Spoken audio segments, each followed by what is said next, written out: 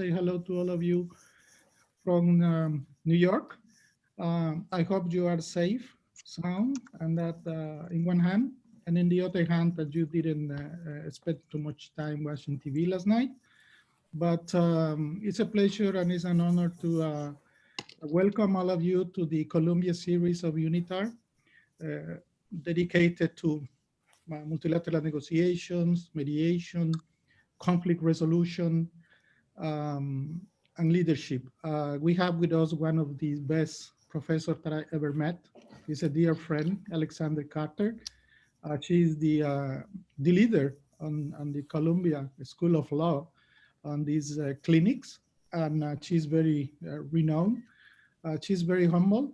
She just recently published a very great book about these topics.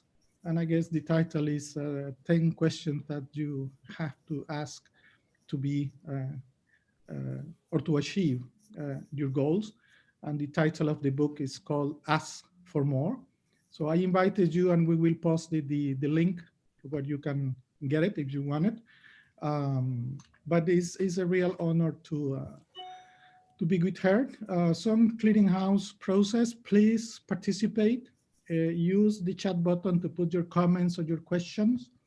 UNITAR team is going to be behind the screen to helping on this process. Yeyun also from Columbia team with Alex Carter will be also checking on that. She is very handy with computers. I am very old-fashioned, so she managed to do several things at the same time.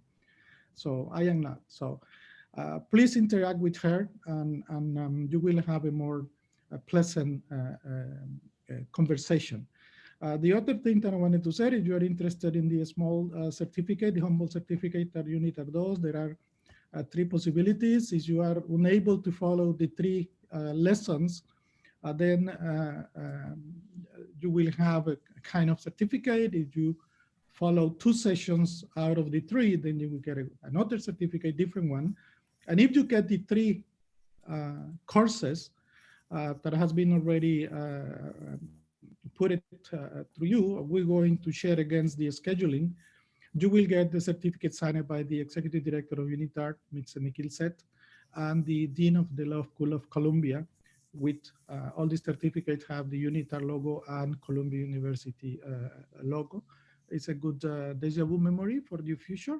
So I hope you can attend the three courses. Uh, when you see the dynamic, and you will see how engaging and how important these lectures are. So I don't want it to really waste most of Alex Carter's time. It's a long time I didn't see her because COVID-19 and because we are working from home. This is a new reality, but that doesn't change the nature and the spirit of the lectures. Actually, it makes what my executive director called a more democratic educational process, because in a face-to-face environment in the UN headquarters, sometimes people, because of time, transportation, or whatever, are limited to come to New York and to be registered. Virtually, we can accommodate as much people as they are interested in participating. With these little remarks, and I would like to yield to Alexandra Carter, uh, a kind friend, and I thank you, Alex, for working with us together. UNITAR and Columbia University has been working this for several years now, and as I mentioned to you privately, let's get together and let's plan the 2021 campaign.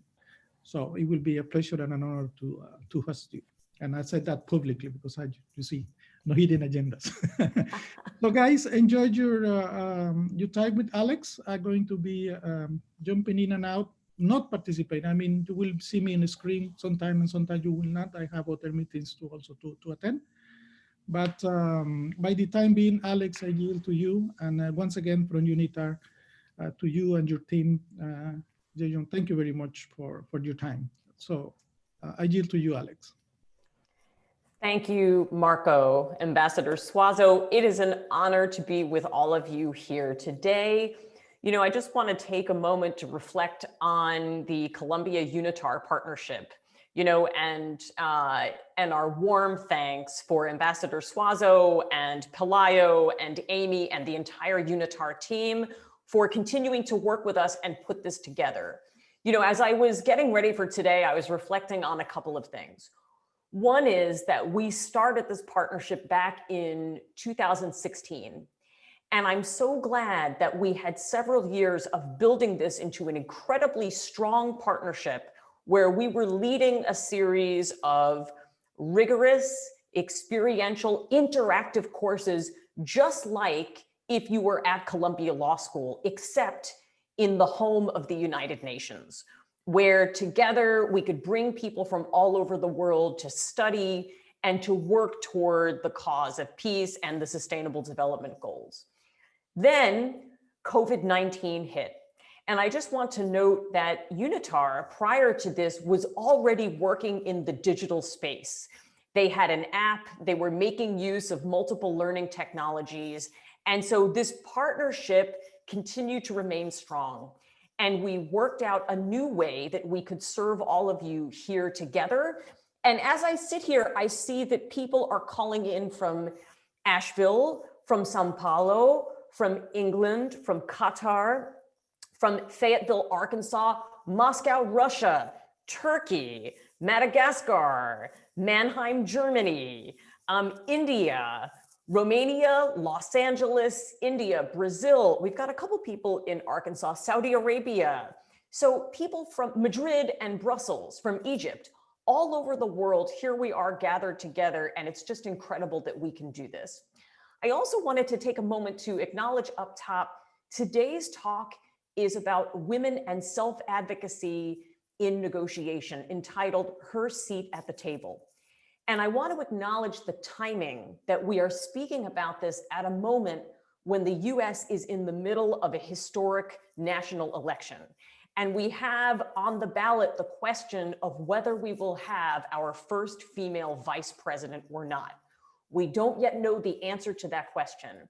But I have to say, as an American and somebody who is in the midst of this uncertainty, it gives me great hope that we are convening here today to talk about how we can work together, people of all genders, to support women at the negotiating table and in the cause of peace. So I want to thank all of you from all over the world for being part of this very, very special moment in time and from our country. All right, with that, I wonder, Ji-yoon, could we go to the next slide? And I would just like to introduce, we have a team here that indeed is calling in from all over the world. I am incredibly proud of the facilitators you're going to meet here today. They are seasoned mediators and trainers, and they have worked hard to bring the latest research and a lot of exercises to you here today. So I see you participating in the chat, and I'd love if we could keep that going. All right, terrific. So with that, I'm going to go ahead and turn it over, and I believe I'm turning it over to Matthew. Is that right? That's correct, Matthew. I think you may still be muted. Okay, I think I was having some technical difficulties there. Is everyone hearing me? Yeah. Great. So before we move on to our exercise here, just want to spotlight some of the goals for today's workshop, which first includes understanding the importance of women in the negotiation process, both in terms of simple recognition and, as we'll discuss, material inclusion into the process. Then recognizing barriers that currently prevent women from fully participating in negotiation, and finally committing to increasing women's participation in negotiation. So one of the things we wanted to do to start off today is really engage everyone in a thoughtful and exercise that allows us to think critically about a key question. Next slide.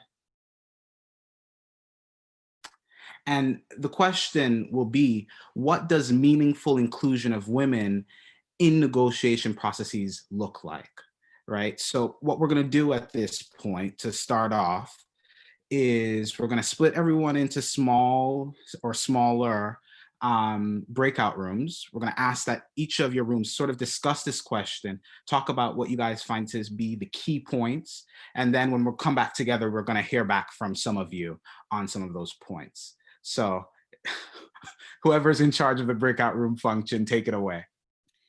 And we'll give everyone about 5 minutes within the breakout rooms, and I'll broadcast a 1 minute. So everyone should have received an invitation to a breakout room now.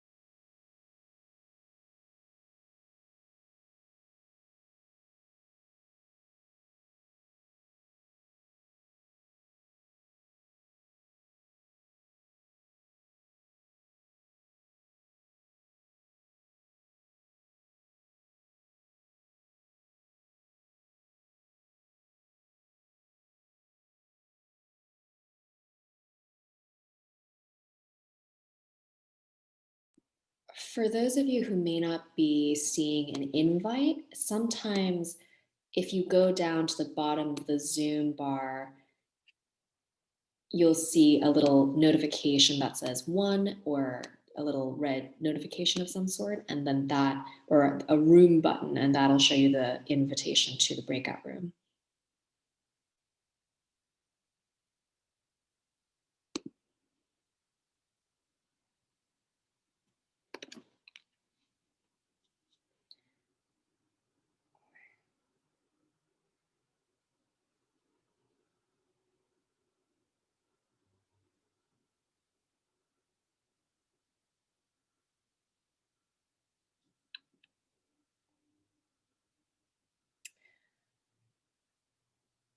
I believe the room notification should be at the bottom of your Zoom screen.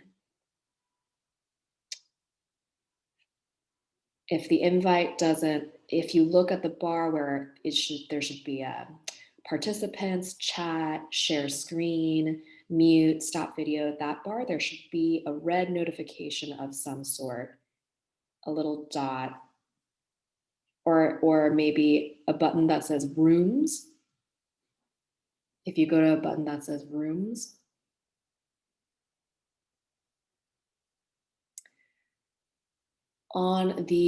if there is no button that says rooms on the bottom, there should be a dot with that says more, a button that says more. If you click on more, there might be an invitation there. Everyone's Zoom is a bit different depending on which device you use to join.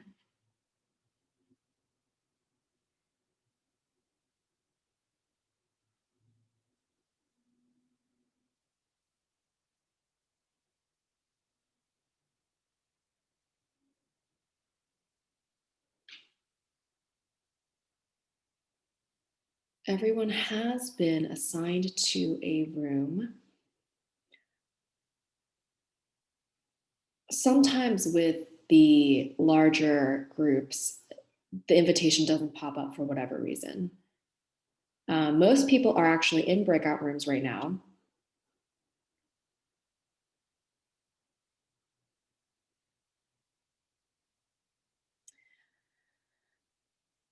For those of us who, I guess, for whatever reason, Zoom is not showing an invitation, we could make this our own room, the 20 of us here.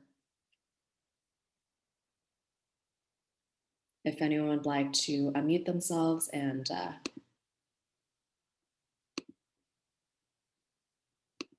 share their take on the icebreaker question.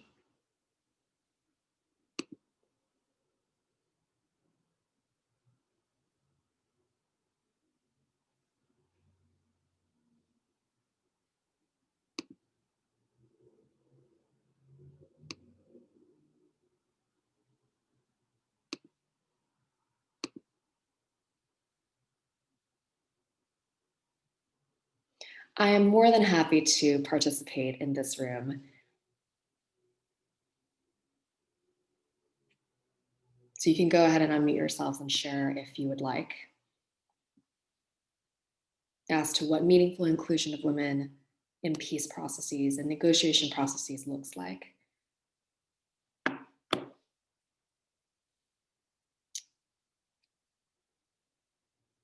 Being given an equal opportunity to voice opinions might be the place to begin with. I agree, I agree.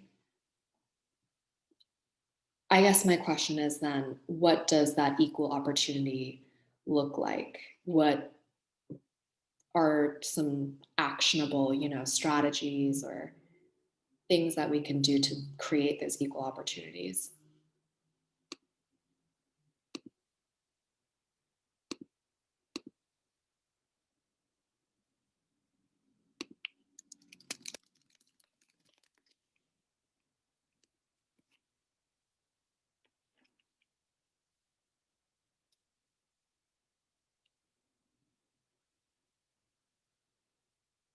Gender neutral is important to reflect society changes. That's a great point.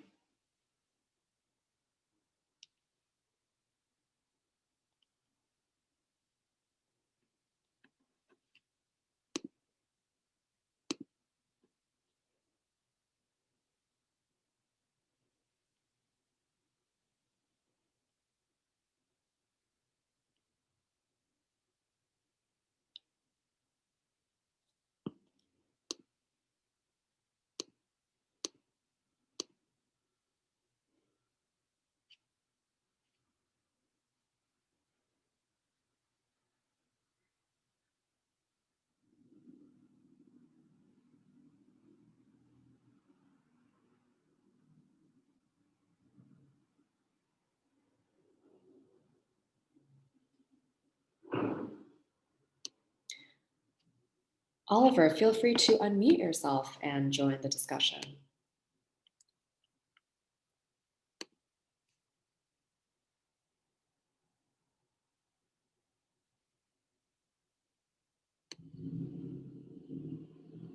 Hi, thank you. Yeah, I was in a discussion with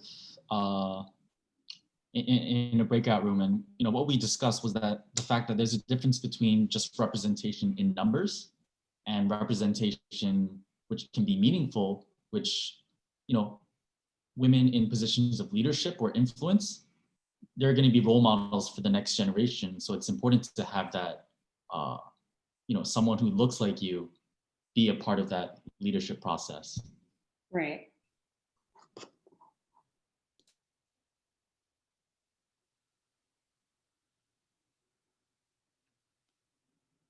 So it looks like people are starting to trickle back. Let's see if Matthew is.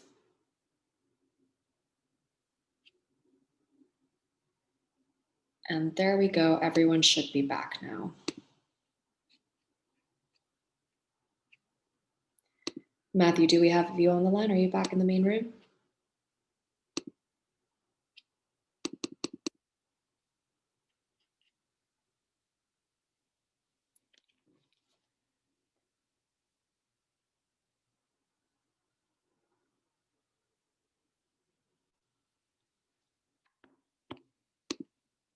Does anyone see Matthew on the line? Yeah, just ask him to unmute himself. Yes, my mistake. I just realized. I'm back, as they say. Okay. So thank you guys for engaging in that exercise with us. So now I'm going to ask that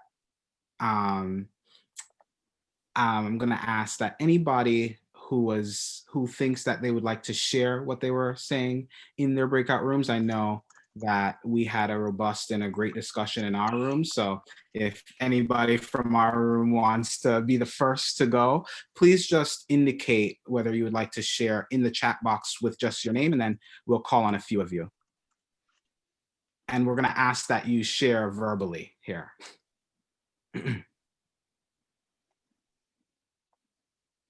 Okay. Charlotte?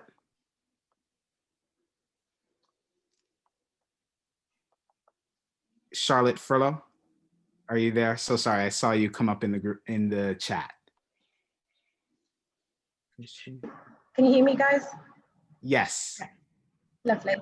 Thank you, Matthew. So we had a quite good discussion actually in our team, and we think that inclusion of women in leadership roles such as corporate world, like boardroom meetings in company, is quite important in the 21st century, especially when we thus give women decision-making power, which we definitely need to take affirmative action to include women in different leadership roles, to ensure that they're given a fair chance to actually, participate in this big world. If we have equal opportunity to everybody requires surpassing the cultural shifts most countries have, and trying to overcome that, gender equality, meaning that women be included in most of our negotiation skills, because I think we can bring so much to the table.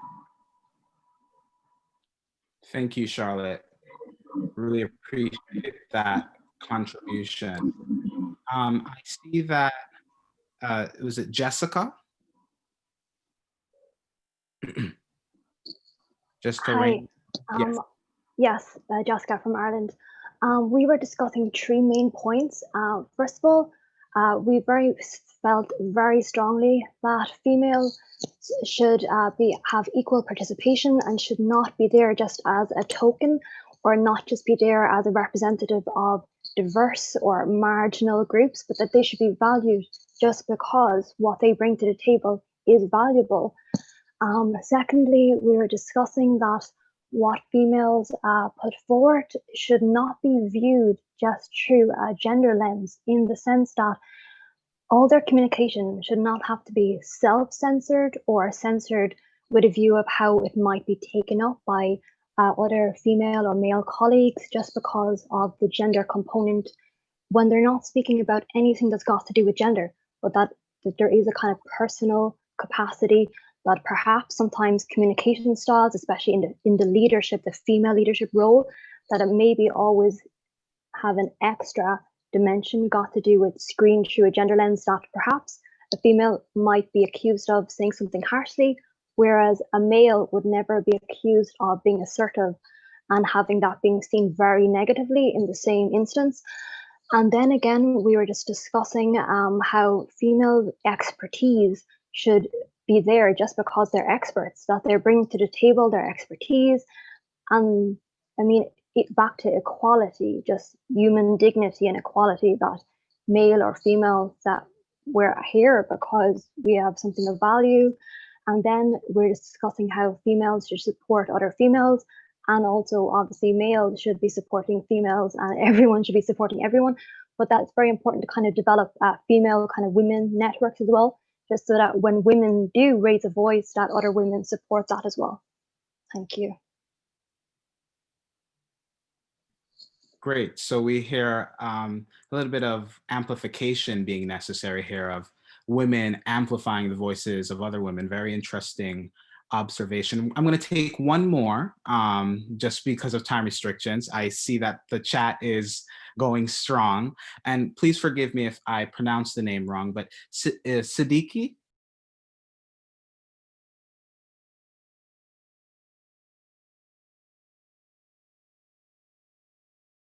Are you still there? Sorry. Going one more time. Are you hearing me? Yes. My name is Sidiki Kula. Okay. Okay. I am calling from West Africa, Guinea.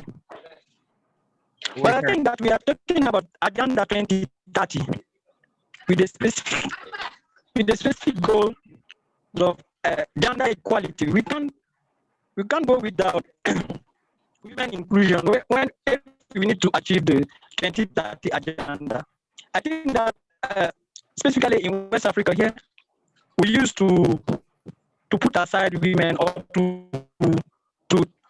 consider them as housewives, women who need just to work at home, to do something like this. But we can't just compare them to men in many side of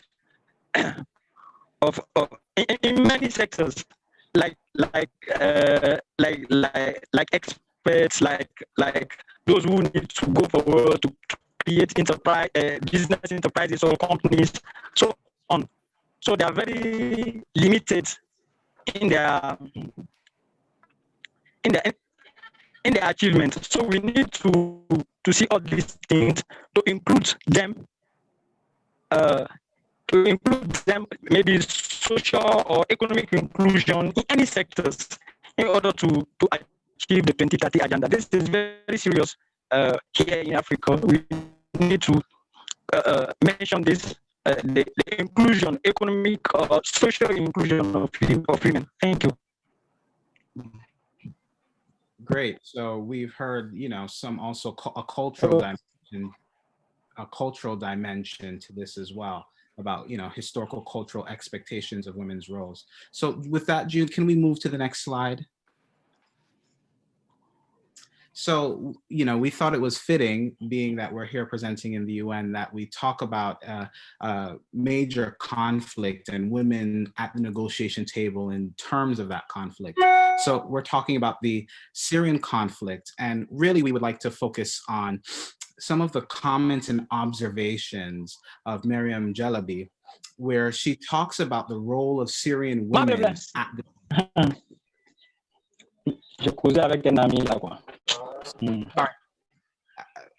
we're just going to ask that everyone go back on mute. We know Zoom can be interesting in that regard. All right. So one of Miriam Jalabi, I think, echoes a lot of the sentiments that we've heard from a lot of the women in here today, where she talks about this move in the negotiation process from little to no women to this 15% number, which was seen as an improvement. But she talks about some of these structural impediments of actively engaging women in a meaningful way at those tables. So, I heard in our breakout group today that there's a difference between just being in the room and then being a part of the room, right?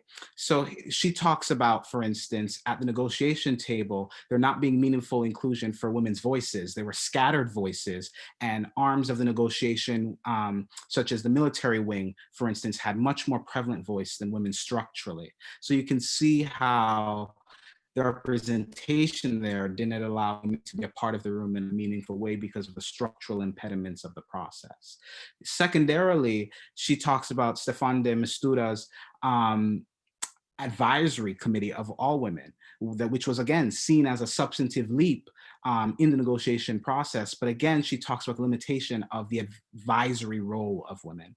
And the most important thing that Jalabi says in terms of representation and meaningful inclusion is that in order to have meaningful inclusion, and I think a lot of people got at this today throughout the discussion, is that you have to have a willingness for one person to give up their seat, right?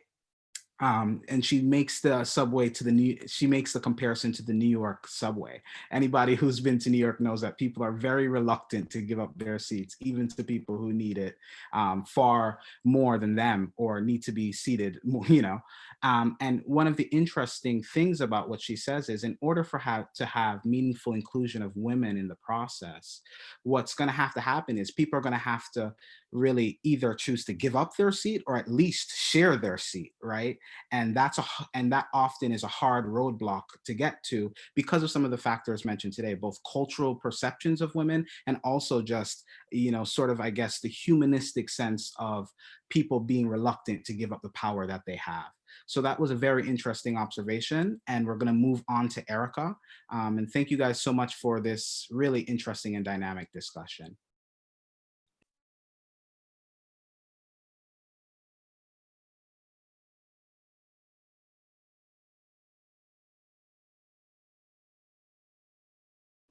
Erica, we're not hearing you at the moment.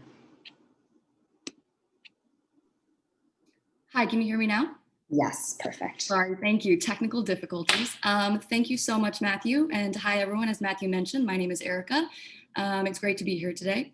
So why is it important to include women in negotiations? So there are a few theories that explore why or how including women at the table benefits the functioning of a team or an organization as a whole. So we'll go through just a few of them with you today. So the first theory is the economic theory of inclusion, and this posits that including women in negotiations results in better and longer lasting agreements. There's one study that showed that when women's groups are able to strongly influence a peace negotiation, the parties almost always reach an agreement. Next slide, please. The study also showed that when women are included in the negotiation process, there is around a 20% increase in the probability that a peace agreement will last 2 years, and around a 35% increase in the probability that a peace agreement will last 15 years. So there are possible explanations for how women's participation has this kind of impact on peacemaking initiatives or negotiations.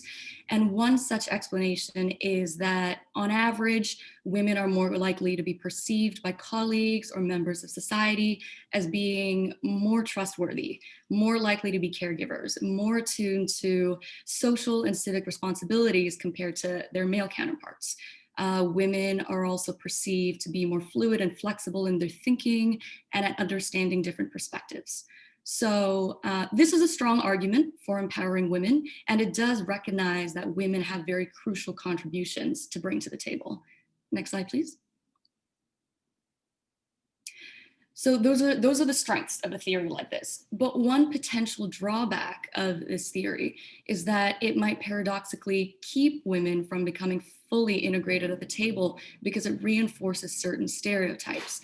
So these perceptions that we have of women as being more empathetic, more flexible, more trustworthy, they are potentially byproducts of a more traditional, more socially constructed gender role that attributes the less dominant kind of caregiver role to women. And in reinforcing this kind of stereotype, we also potentially pressure women to have to perform at a much higher level than men who are in the same position as them. So those are the strengths and limitations. Another theory of inclusion is a social theory, which posits that women in negotiations, you know, having them there is just the right thing. Gender inclusivity is an important goal in and of itself. And one argument that feeds this theory is that diversity is crucial to decision making. We as individuals, you know, are usually restricted by our own worldviews and perspectives.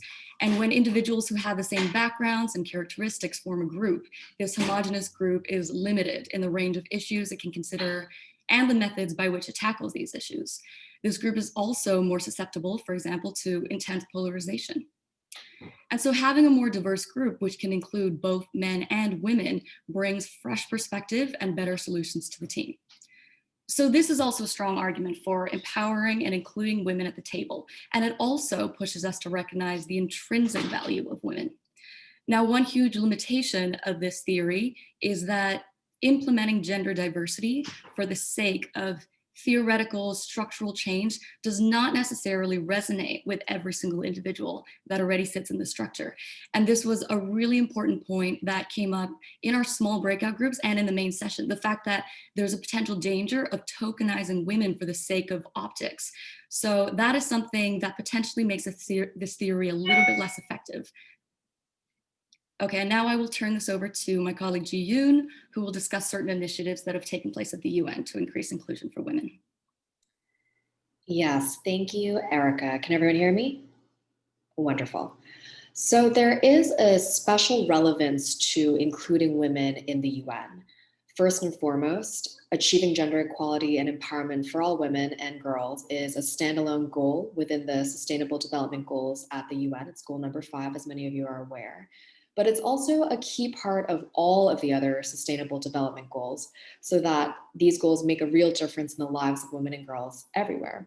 For instance, we can't end poverty for all unless women, who are often among the poorest, get equal opportunities and access to leadership roles, land, jobs, resources, technology, all of that. And this access is facilitated by including women in negotiations and other peacemaking processes and amplifying their voices, which our team will speak on in the later part of our presentation. So this slide just pulls out a couple of the specific targets within goal number 5 of the Sustainable Development Goals that are relevant to today's presentation. But I want to highlight that even while knowing that these are specific targets within that goal, there is a gap in the gender data that we have and that we are using today in this presentation. Only 13% of countries dedicate a budget to gender statistics, and only 15% of countries have legislation that mandates specialized gender-based surveys. And so, although there are a number of anecdotal percentages, data, ways, specific initiatives to gather data, we don't have a full picture of as full of a picture of exactly what's going on as we would like to. But specifically in the context of leadership, the data that we do have still shows a significant gap. In politics, only 24% of all national parliamentarians were women as of last year, which is a slow increase from the 11% in 1995, but still a long ways to go. As of June 2019, 11 women were serving as head of state and 12 are serving as head of government. Globally, there are 27 states in which women account for less than 10% of parliamentarians in single or lower houses, including 3 chambers with no women at all. And in case anyone was wondering, Rwanda actually has the highest number of women parliamentarians worldwide, where women have won 61% of seats in the lower house. Women's representation in local government also can really make a difference. Research on local councils in India discovered that the number of drinking water projects in the areas with women-led councils was 62% higher than in those with men-led councils.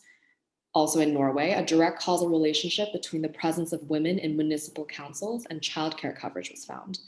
And how does this happen, you may ask? Well, there is established and growing evidence that women's leadership in political decision-making processes actually improves them. Women demonstrate political leadership by working across party lines more so than their male counterparts through various tools such as parliamentary women's caucuses, even in the most politically combative of environments, and by championing issues of gender equality such as parental leave and childcare, pensions, gender equality laws, and electoral reform, just to name a few. So these are some more facts and figures regarding women in the UN. And as you can see from these numbers, women continue to be largely excluded from the negotiating process, particularly in peace processes. Women's direct participation in peace negotiations has actually been shown to increase the sustainability and quality of peace as well. A study showed that peace agreements with women signatories are associated with durable peace. This same study also found that peace agreements signed by women show a higher number of agreement provisions aimed at political reform and a higher implementation rate of these provisions.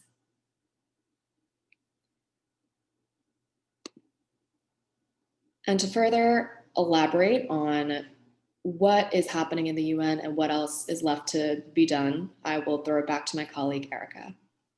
Thanks, Ji Yoon.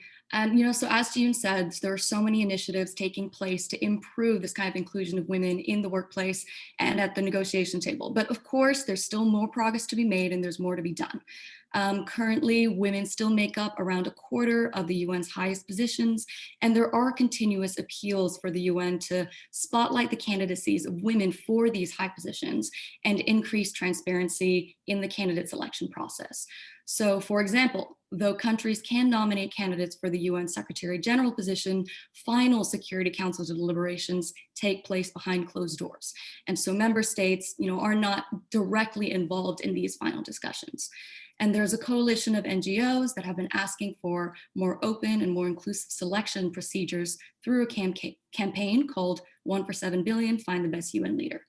So this coalition asks that selection be open to public scrutiny and be based on merit. It also works with other NGOs like Equality Now to push the candidacy of highly qualified women. And this is just one way kind of progress is being pushed forward. And now I will hand this off to our colleague, Mie. Hi, so I'm Mie. Thank you, Erica. So we've talked a lot now about kind of the benefits and the reasons we want to bring women to the table. And in having that conversation, it's also important to acknowledge some of the barriers to bringing women to the table and what might be preventing women's full participation in negotiations and peace processes and conversations.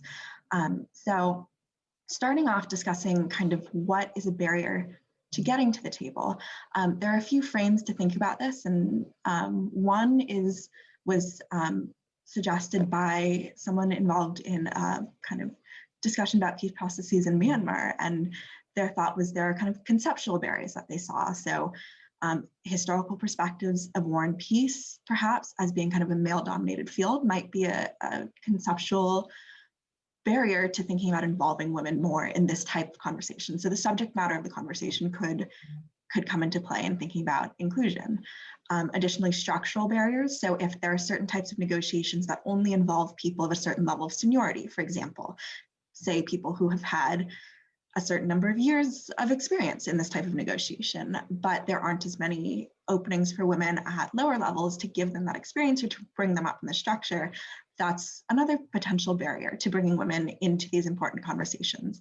And a third is practical barriers. So if, for example, women might be disproportionately primary caregivers, but there's no childcare offered in affiliation with certain negotiations or workplaces or other conversations that we'd want to involve women in, that in and of itself is a very practical barrier to getting more women to the table, because simply if you can't be there, you can't participate. And so that's one frame of thinking about barriers. Another scholar who kind of did a survey of peace processes thought about them in terms of agenda setting barriers. So who is designing the peace process and who's thinking about what's important?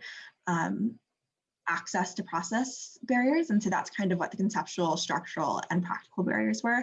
And then advocacy at the table. So self-advocacy is kind of what I'm going to turn to next in terms of talking about, once you're at the table, what might be inhibiting women from speaking out, speaking up, using their voices.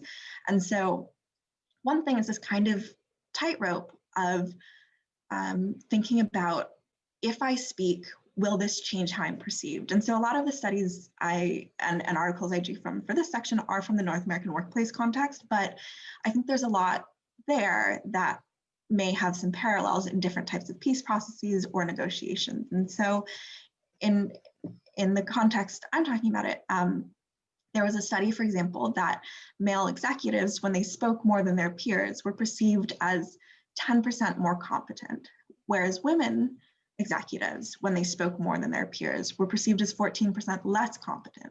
And so the effect of that decision to speak up at the table is perhaps could be perceived by others in a way that would disadvantage women or make it harder for women to continue to advocate for themselves.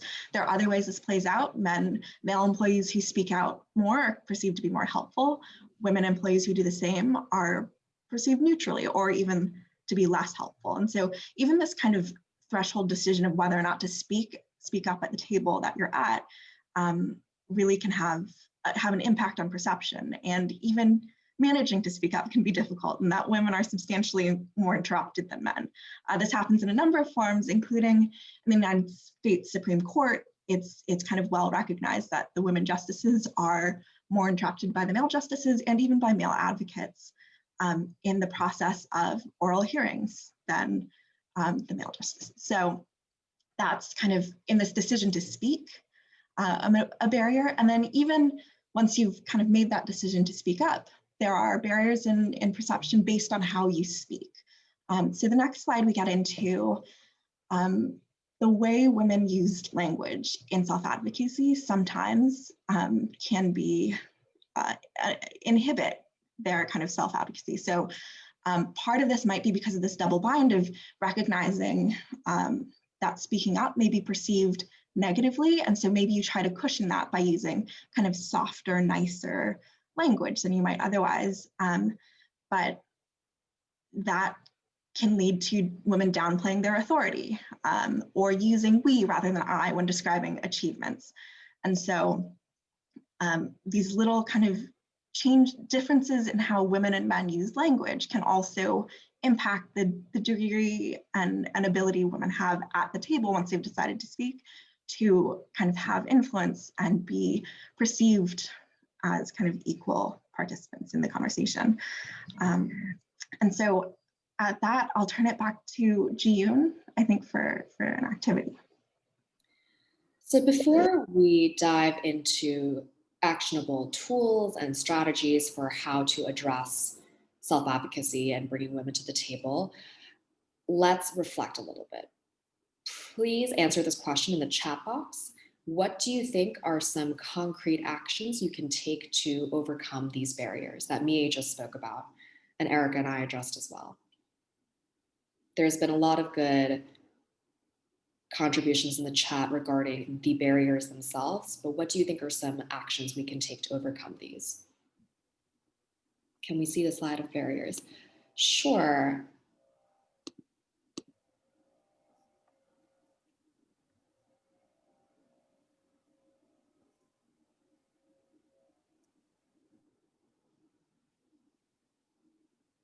Nurture self-confidence in women. Yes, definitely self-confidence is a major tool. I'm seeing a lot of chat come in. Team, feel free to highlight any that I'm missing. Reinforcement of women's contribution by other women. Yes, that is actually what we like to call amplification, and we will be covering that first amongst our tools. Setting clear rules during negotiations, such as time slots to speak. Yes, I agree. I think norm setting and expectation setting at the beginning of negotiations can definitely play a role in establishing an equal playing field, especially when it is the norms are set or are led by a person in a leadership position.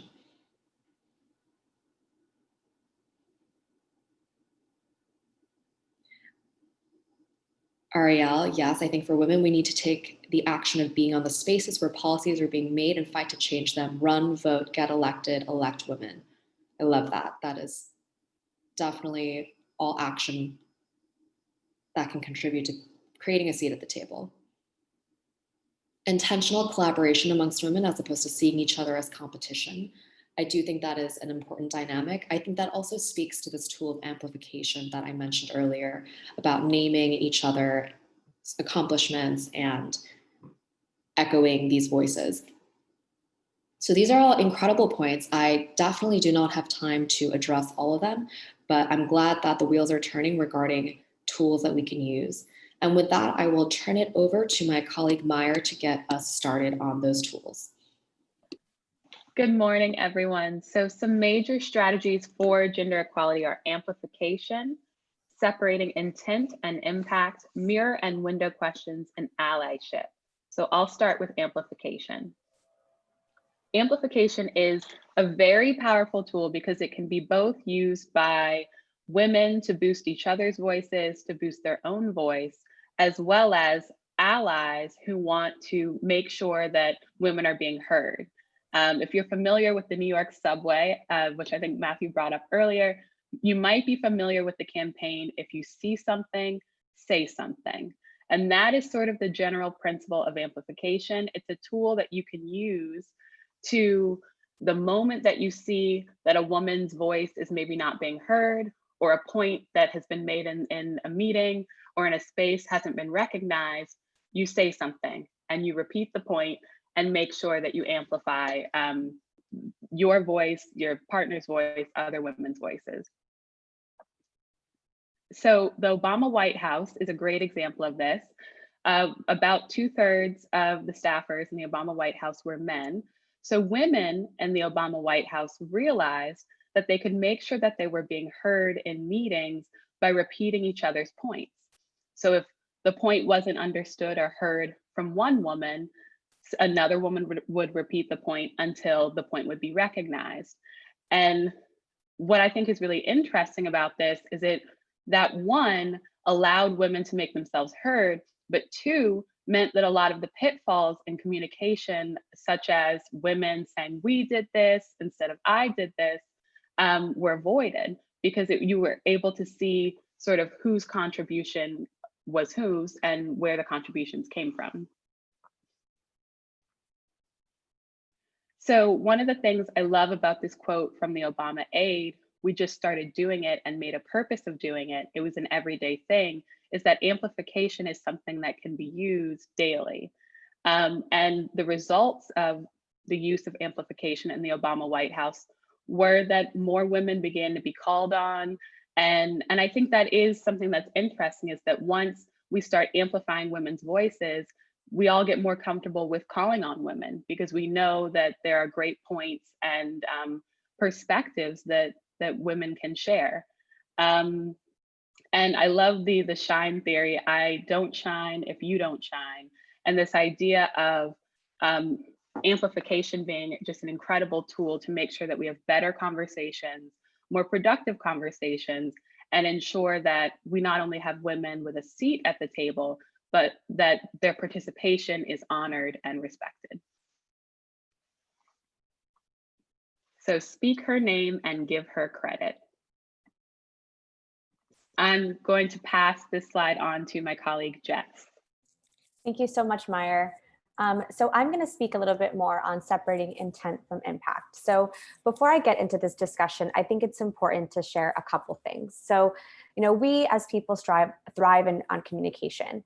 We all need to be able to communicate with one another to survive and succeed, though sometimes things can get lost in translation. Your intent, the way in which you're communicating, doesn't necessarily send the signals and messages that you hope to achieve your desired goals. People can hear things via their own filters, and messages can often be misunderstood. So it leads us to the question of what happens when your attempts at communication are distinct from what you mean. When your intent doesn't match up with your intended impact. Part of being a successful communicator is being able to identify these potential situations. Identifying these situations starts with, first, an awareness and understanding and it's important to try to understand other parties' point of view, possible filters, and the way in which they may hear or see things. So as leaders, we must adapt our style and messaging to work with these things to maintain positive communication and strong relationships. Now, it's important here in this context of leadership because there is no sector of the working world in which communication skills are more critical than those in leadership positions. A lot of communication mishaps come down to this one issue, intent versus impact. Someone in a leadership position, for example, communicates something to an employee, but does so in a manner that doesn't necessarily have its intended impact based on how the employee receives the message. So us as leaders, have to have, may have the best intentions, or at least, we gave them the benefit of the doubt, but they were communicated in a way that may have been conflicting or unclear. So our feelings and responses to this message is opposite of what they intended. So if we can go to the next slide, I would speak more as well on the distinction between facts versus feelings. So this is particularly important because facts do and arise from feelings, and facts can certainly produce feelings, but it often follows one and they can often be confused. And sometimes what I think separates the fact, us, our intentions and our understanding of the impact of the things that we do is that we don't really take time to speak or think more clearly on how people may have misunderstood what we said or what we believe we were saying and base their feelings on incorrect information. So I provide two distinctions between facts and feelings. Facts are ones that are objective and can be proven with research and evidence. Feelings, on the other hand, are beliefs and judgments and opinions. They're subjective. And it's difficult because some of the information that we encounter can be presented in ways which challenge or prompt us to reach certain conclusions. Subjective information, on the other hand, can be ruined by our emotions, either those that we provide or those we react. Information can sometimes also be unclear, imperfect, or false. And we most often lead with assumptions when we don't know a lot of information to fill those information gaps. On the next slide, I mentioned one big mistake that listeners have in assigning intent. So you only have an idea of the other person's intent in most situations, but this is only an assumption. It is not a fact, it's a feeling. The most common mistake we make as listeners comes from confusing the intent versus impact. And someone can offend me, which is the impact, but doesn't mean that they were meaning to be offensive. So this is really important in discussions on gender equality because we need to separate whether or not the leaders, our peers, our colleagues at the table, do they intend to hurt us? Who knows? It's important just to parse out those distinctions. So I'm now going to turn it over to my colleague Oliver, who will speak about another strategy for gender equality. Thank you, Jess. Hello, everyone. Now I'd like to talk to you about asking questions and how they can strengthen your seat at the table. Almost everyone, especially women, have felt invisible or powerless during a negotiation. But I think asking the right questions can help you have a better understanding of the situation in front of you, as well as a better way of processing your own thoughts. So, why do we ask questions? What is the point of questions? Well, they can serve a lot of different purposes. They can be clarifying, suggesting, stimulating, encouraging participation, and so on. So if we go to the next slide, we can see that questions can steer or bring direction to a conversation so that the parties can make progress and be effective. For today's presentation, I want to focus on two types of questions: mirror and window questions. Mirror questions are reflective. They are questions to ask yourself to structure and clarify your thought process. On the other hand, window questions open the conversation up by learning more about the other party and building trust. So, next slide, please. So mirror questions are about reflecting with oneself. You should aim to steer that internal conversation so you have a better sense of what information you know and what information you'd like to know more about. One example I like is asking questions like, what's brought me here today? That question is powerful because you're forced to look at yourself critically and think about what your goals are for this negotiation. Another question I often ask myself is, how have I handled this successfully in the past? By looking at past instances of success, I can analyze what things I did well before so that I can replicate it in the future. These questions are important because you need to have a good understanding of yourself before engaging with the other party. Next, please. The next step would be window questions. Window questions are all about asking open-ended questions.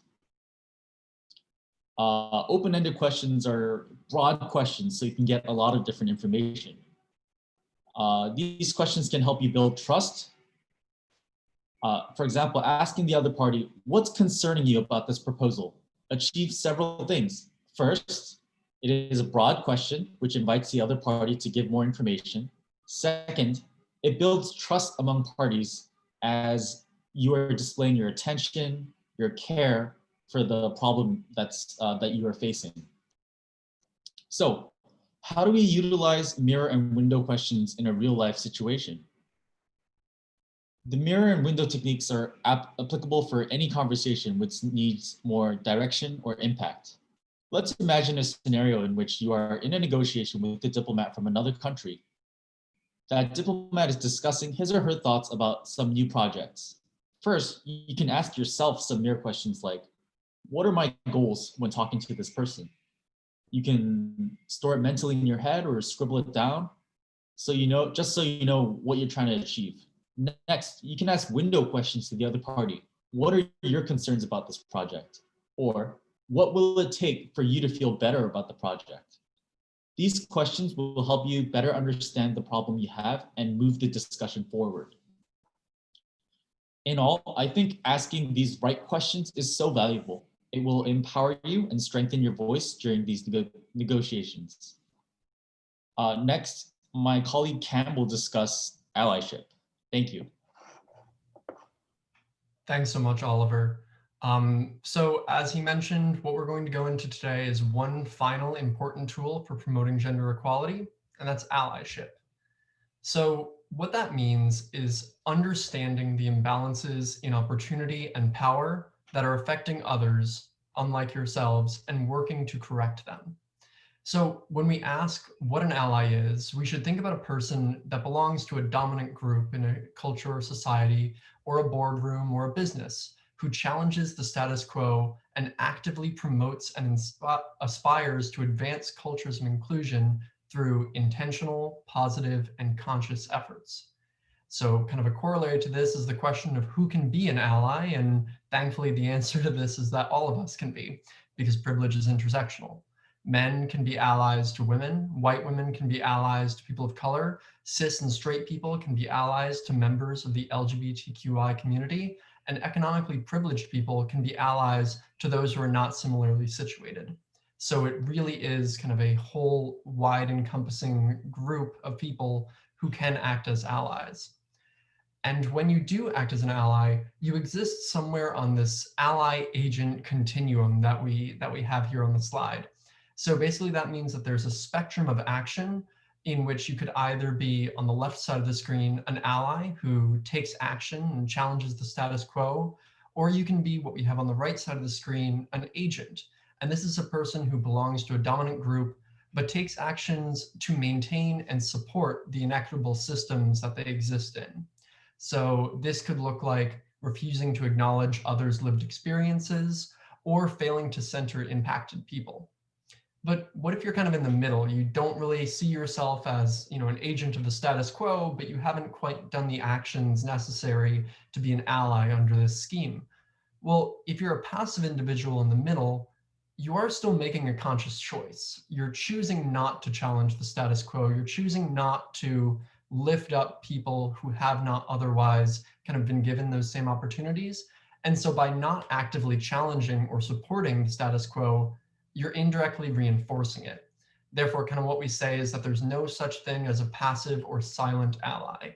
It does require action. So if we're thinking about what kind of actions that can be, it's relatively costless. You can take small actions, and even those small steps can help shift the status quo.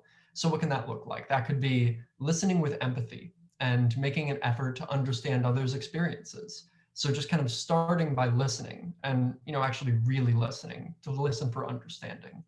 So the second step you could take is, if you're sitting in a conference room, you're having a meeting, having a discussion, recognize who's taking up space in that room and maybe adjust your own actions accordingly. So if you see that the only people who've spoken are men and the women in the room really haven't had a chance yet, maybe hold back your comment until, someone has a chance to speak. So the last thing that you can do, and I want to toss it back to what my colleague Meyer was talking about before and already established, was that in New York, we kind of follow the idea that if you see something, say something. And this applies to allyship just as much as amplifiers. So if you see something that's going wrong, it's really your responsibility to say something. And all of this comes together to show that allyship really does work. Allyship makes a difference.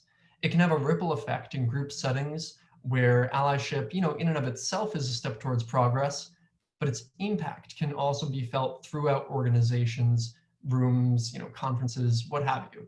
So research shows that when men invest in the dignity and well-being of women in the workplace, that support leads to higher rates of employment for diverse candidates in that workplace. So it creates a culture of diversity and of, kind of listening to what people have to say who might not have been the dominant group at that company, organization, what have you, kind of before this allyship commenced.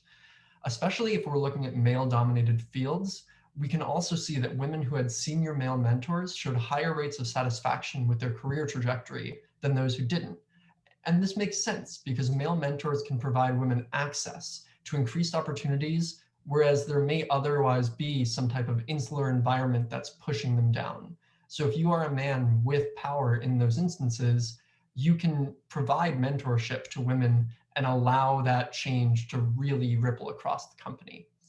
Investing in allyship really does work, and its impact cannot be overstated here.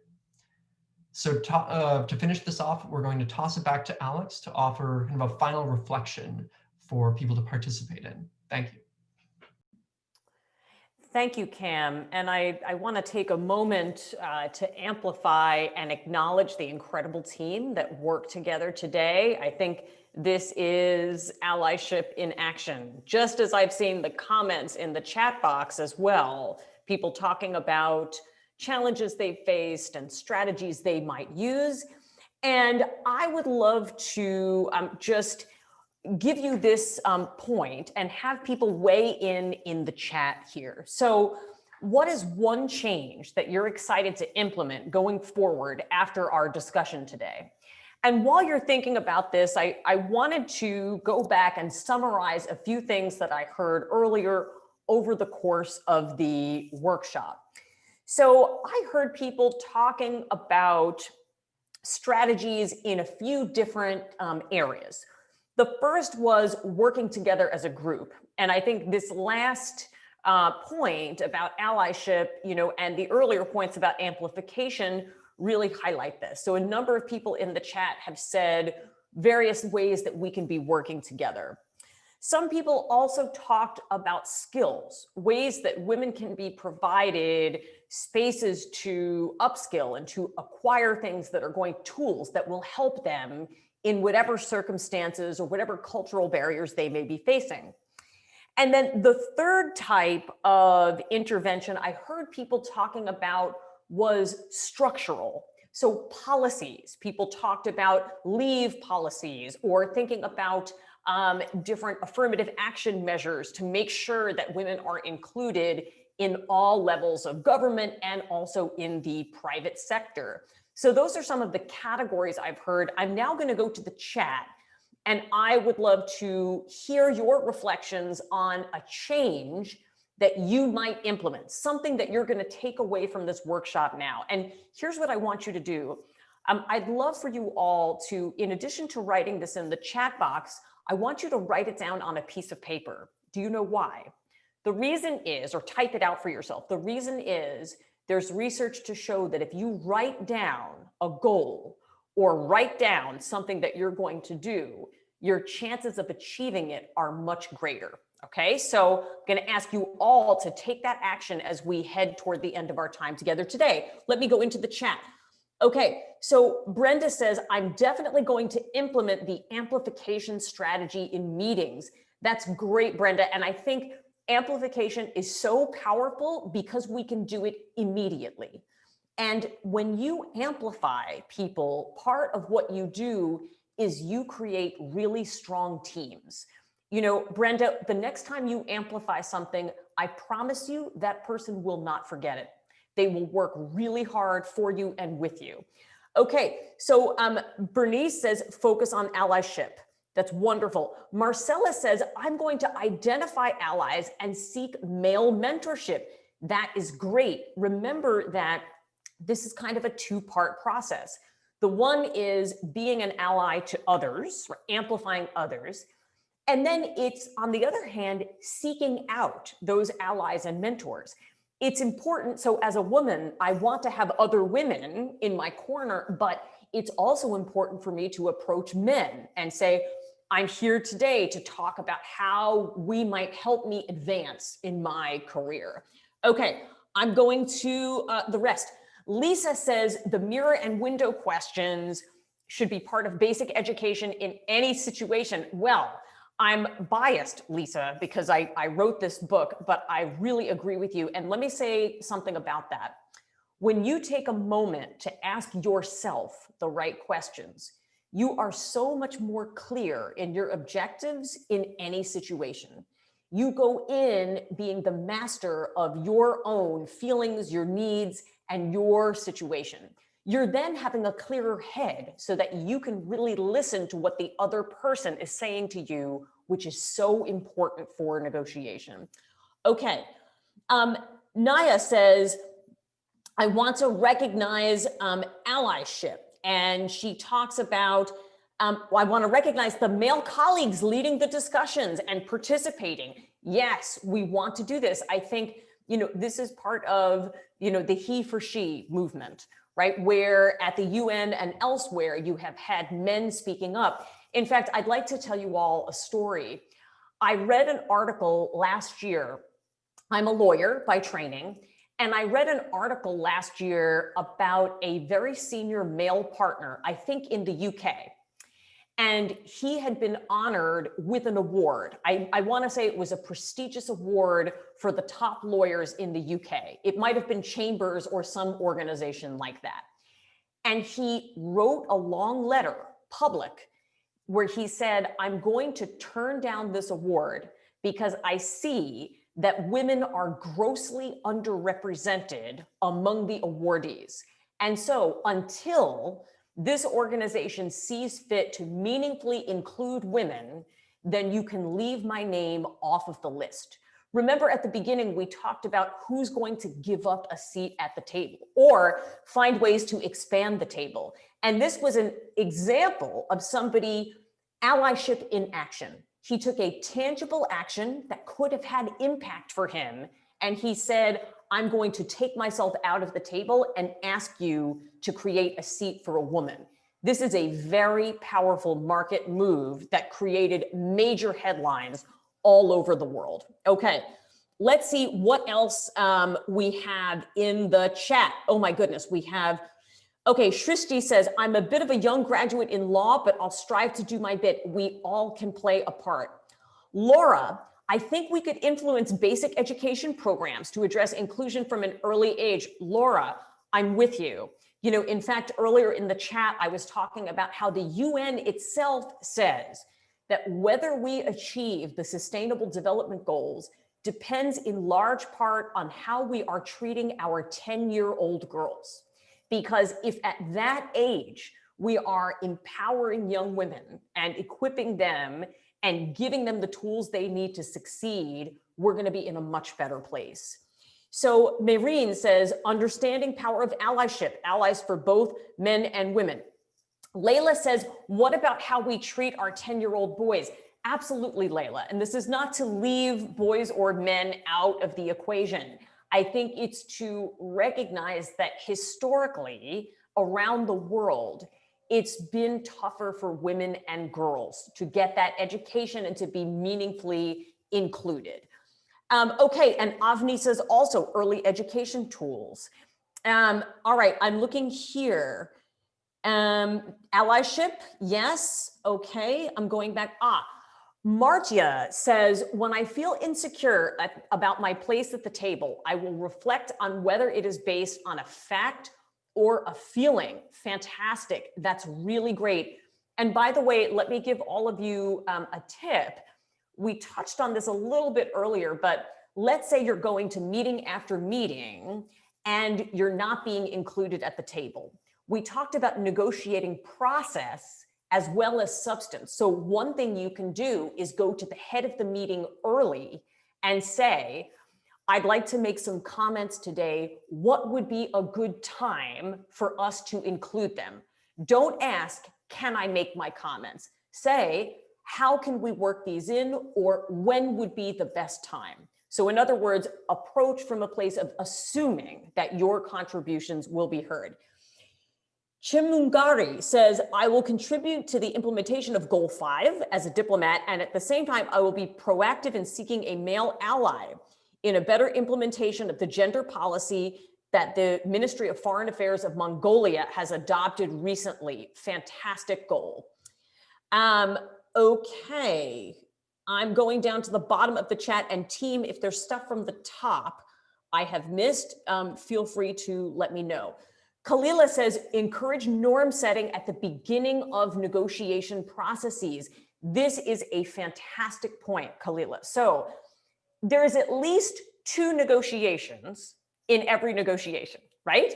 First, we talk about how we're going to have the negotiation, and then we have the negotiation itself.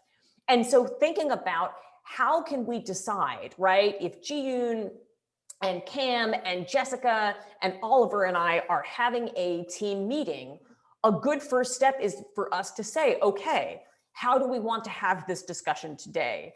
How do we want to participate? How do we make decisions? How do we think about giving each person time to speak?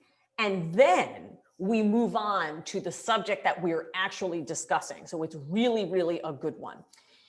Avni says, as an officer in an international organization, women's voices in diplomacy are very low. And so we need to amplify each other. That's exactly right.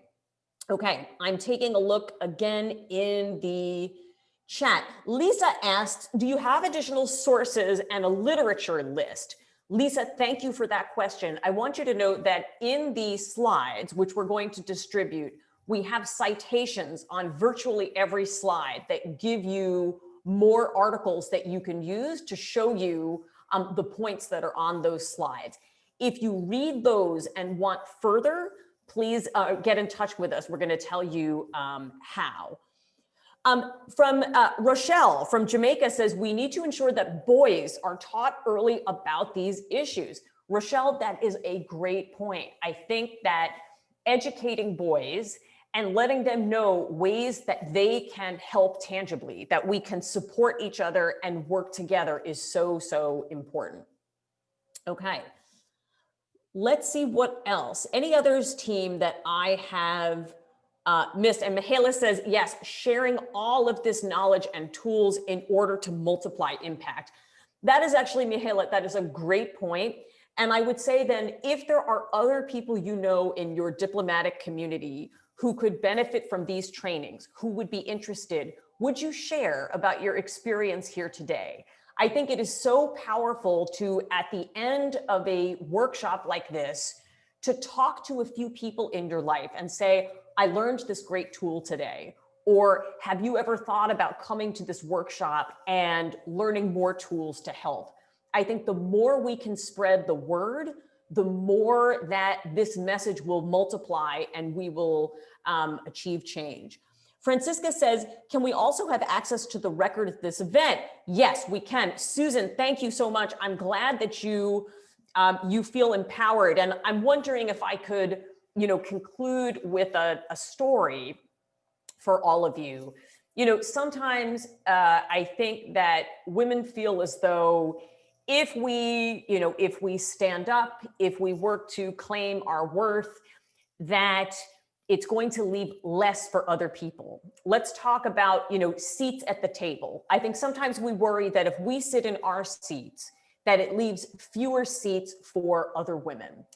And I want to encourage you that when I was a younger female professional, I had this moment where I was negotiating for my first salary. And the offer came in from a man, and it was a pretty good offer. And I wasn't sure what to do, whether I should just say, okay, or whether I should try to push more to value myself and for more of what I wanted. So I called a senior woman in my field and I said, what should I do? And she said, I'm going to tell you what to do, Alex. I want you to go in there and ask for more. That's the title of the book. And I said, I should ask for more. And she said, yes, because when you teach a man how to value you, you teach him how to value all of us. So if you're not going to ask for yourself, I want you to go in and ask for the woman who's coming after you, ask for the sisterhood. And that was the moment I realized that when I speak up in a meeting, when I share my expertise, when I serve as an ally for other women and I ask them to be allies for me, when I ask men to be my allies, and when I stand up for my worth, I am creating more seats at a bigger table so that other women can come ahead and sit. And so my closing message to you all here today is to know that doing this work is an act of service. Right now, there are girls and boys all over the world who are going to be impacted by the tools that you are learning here today. And for the women in the group, when you stand up and claim your worth, your seat at the table, you are making seats for those girls to come. So thank you very much. And I think we have some time, we have some ways for us to stay in touch. And I want to let you also know that we have, could somebody drop in the chat the Instagram for Columbia Mediation? I think that would be wonderful so people can follow. And I'm happy to take any questions now. You can address them to me or to anyone on the team. So let's have some questions.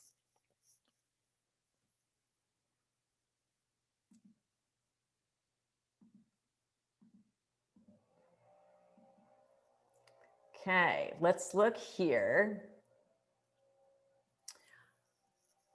Yes, Mihaela, right? I'm remembering a similar idea of another empowerment workshop. Martina asks, when are we planning the next sessions? I think that's a great thing for us to discuss while we see who else has questions. And Chungumgari, thank you so much. Let me know what you think of the book. I appreciate it. All right, so team, would you like to talk about when our next presentations are? Sure. Let me just double check. Oh, here we are. UNITAR is right in the chat. Perfect. Okay, so the 18th of November, maybe we'll have a president by then. We'll see, 2 weeks, right? And the 3rd of December. So the second one is Wednesday, the 18th. And then Thursday, the 3rd of December. And I think they will all start at a similar time at 10 a.m. Yes, they will. And our next session will be on conflict resolution in the era of political polarization. Ooh. Yes, so we had, I think it might have been Lisa earlier who asked about, can some of these techniques be used for political polarization? Yes, they can. And what a timely topic for us all right now. Because whatever happens in the US election, whatever happens in elections around the world, the work continues. The work of peace continues. And the way we can do that is by having the tools and the courage to talk to one another. Emanuela asks, what will the topic be of the December 3rd session?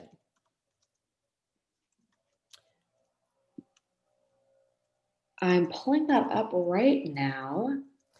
And in the meantime, while you're pulling that up, Jiyun, Lisa says, I imagine it might be useful to make a list of concrete actions that people can implement individually to hold on to and remind ourselves of in the long term. This is great, Lisa. That's a great idea. And I think we've recorded the session. I see that we're recording. I believe the chat log will also be recorded. And so one thing we can do is we can go through the chat log because we had so many wonderful ideas here. And so Lisa and everyone, your ideas will be part of going forward, us being able to create this list and making the presentation even better. So yes, we'll add the video to our article in our website and it will be available there. And also everybody who has registered, we have your email and we'll be contacting you for the upcoming workshops also. So we're already in touch. And our third session will be more specifically on shine theory and amplification, which we mentioned here today, but in the context of diplomatic leadership. So amplification strategies for diplomatic leadership. Okay, that's fantastic. Julianne has asked, does anyone else have a story of paradigm shift moments in your personal career and realizing the importance of amplifying other voices by taking your seat at the table? as Alexandra shared that story, which encouraged us. I think that's a great question, Julianne. And so if anybody here has stories of that, where by taking your seat at the table, you ended up being able to amplify other voices. And I think that would be great. Banja asks, do you have any links on Twitter and LinkedIn? Yes, there are. And I think in the presentation, it has a link, but we can give that. Hello, madam. Hello. Yes. Madam, very good evening from an Indian time. I am Dr. Kunal Shil speaking from India. The topic that you have taken and just spoken about, a career paradigm shift, that has happened to me only. Up to COVID-19, I was associated with one of the university in India. Then suddenly all the equations got changed. Right now, I am working as an auditor in a public sector bank. So I think there is 100% amplification of raising of voices and career changes with COVID-19, and that has happened to I guess 60% of the employees who are working in private sector. That is fantastic, Dr. Kunal Seal. So you've talked about how in this sector and since COVID-19, you've seen direct gains as a result of amplification within your sector. That is wonderful to hear. I think Ariel has something to share. Hi, Alexandra. Thank you so much for this workshop and everybody who was facilitating. I just wanted to share a quick story on the beginning of 2020, right before we went into the pandemic. There was, I'm an elected official here in London, Ontario. There was a move to cut hotspot Wi-Fi hotspots at the library. And I remember, just speaking up because for me, sorry, I think here, can you hear me? Yes, we can. I believe there's, we have somebody who is, okay, good. We've muted. Go ahead. Oh, Ariel. thank you. Sorry about that. Yeah, so it was very interesting because we were doing our budget, our multi-year budget, and they were going to cut Wi-Fi hotspots at the library right before the pandemic. Like it was happening in February. And I remember just sitting there thinking to myself, like, there are a lot of young women who are not here at this morning. It was early in the morning at 10 o'clock.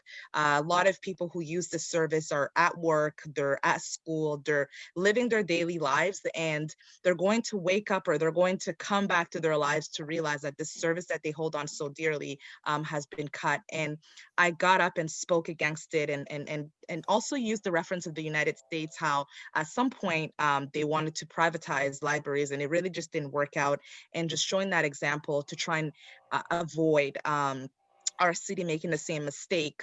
And this is a service that's highly used by women, students, seniors who live in rural areas, and a lot of immigrants who also need it to be able to access the internet and get jobs, and low income folks. So my comments were right away reprimanded. We spent the next 2 hours in council trying to decide whether to eject me out of council, just because I was speaking up on behalf of, many of those voices that were not present. And I wasn't, lying or adding anything out of the ordinary. I was really just reading off of the business case that we had. And we had a lot of testimonials from those people who were saying, I need this service, please don't cut it. And I just couldn't understand why we could read something so plain language and then still make the decision to cut it. So anyways, it was a long process. It was very violent. I just felt like it was another way of silencing women, especially women of color. Black women, when we speak up, we're often silenced. We're often called the angry Black women. It was an attack from the male-controlled council that I sit on, but yet, even watching the media, how they reported it, it really turned into women, being complainers and bossy and annoying and all this stuff. It took a while to sort it out. The service was cut, but will be reinstated at the end of this year, because right after that we went into a pandemic, and I brought it up again that we cut Wi-Fi hotspots right before we went into a global pandemic where people needed to use their Wi-Fi. So it speaks volumes on why we need more representation, why we need more women speaking at these tables, because most of the people who used the service were about their business. It was early in the morning, and they were probably going to find out a week from now or a month from that time that their service that they use has been cut. And it would have been really unfortunate. It was unfortunate when they found out, because they went into a pandemic, and we had to find other ways to provide them the Wi-Fi that they needed. So it just shows that I was right, and women are always right. Listen to women, listen to Black women, listen to Indigenous women. We know what we're talking about. Whew. Oh my goodness, Ariel, I couldn't think of Madam, Madam, I would like to share one example. Yes, if you could just give me a minute, please, to summarize, and then I think we're at the end of the workshop. I wanted to say, Ariel, in summary, you've raised, that it's not just about women generally, that we need to be conscious and aware of the special barriers that women of color, and in particular Black women, Indigenous women face when they speak up. What I think you've reminded us is that claiming your seat at the table is meaningful because the seat comes with a microphone, and you use that microphone to spotlight people who could not have their voices be heard because they didn't have access to that table. And so in doing that, you helped, many millions of people maybe access something that was really going to help them. So with apologies, Dr. Kunal Sil, it appears that we are past 11:30. And so I wanted to turn it back to UNITAR to go ahead and close our session today. Thank you, madam. Thank you very much for your valuable inputs. Thank you, doctor. We appreciate you coming today. Thank you, sir. Thank you, madam. Thank you, Alex. Thank you, Columbia team, and thank you also UNITAR team for making this possible. If I have to summarize or say something about this session, is that I am very happy because we managed to send a very strong, reflective, and substantive message. I was checking on the participations in the chat button, and I saw how engaged everybody was. And I also was looking on the participants list. I am so happy to see that the large majority were women. This is the scope. As I said at the beginning, we don't try to lecture anyone. Everyone has something to give. Everyone has something to do, and if we do it together, then that's guarantee success. We are just sharing with all of you the best knowledge, the best education that is over there. In this case, come from Colombia, from Alex Carter and his team. And UNITAR is very proud and very happy to be able to share that knowledge with all of you. That's what I said. Please follow the upcoming sessions. You will be invited by email because we have your registration and we have your contact. Please check on the UNITAR website, New York office, and you will find the dates and the programs and the topics that we are going to discuss. I really very happy of the question, and being a training and capacity building institute of the United Nations, I am very proud to represent it and to talk for the United Nations. And may I say that we are doing a fair share, sharing all this knowledge with you. And everyone have something to say and something to do about this issue. And I see how engaged you are. So please follow Alex Carter. Share this information that these series are happening to motivate more people to come. At the end of the day, every single day is a learning process. We learn every single hour of our life. So nothing is for granted, and we can do better, much, much better. We try to do our best from our part. Thank you very much for being with us. Thank you to our teams. We are in these new times of BTC, video teleconferencing, because going to the street can be dangerous. We can get infected. We can infect somebody. Somebody can suffer because of us, or we can suffer because somebody else. So be safe. I close with that. Be safe. And I hope I will see all of you in the upcoming days. And thank you very much to all of you. And Alex, please talk to my team, and then I'll be very, very honored if we get a coffee at least. Social distancing. Yes, I think we've committed to it in front of 100 people, so now it has to happen. Thank you all for one of the most inspiring sessions we've had, truly. And Marco, thank you for your friendship. This is allyship in action here, right up at the top. So thank you, everyone. Thank you, UNITAR. Thank you to my outstanding team, and have a wonderful, wonderful day. All the best. See you soon, guys. Thank you. Thank you, Charlotte. Thank you. Thank you. Thank you, madam. Thank you, sir. Thank you. Thank you, everyone. Thank you so much. Thank you, everyone. Thank you. Hope to Bye. hear- Thank you. Bye.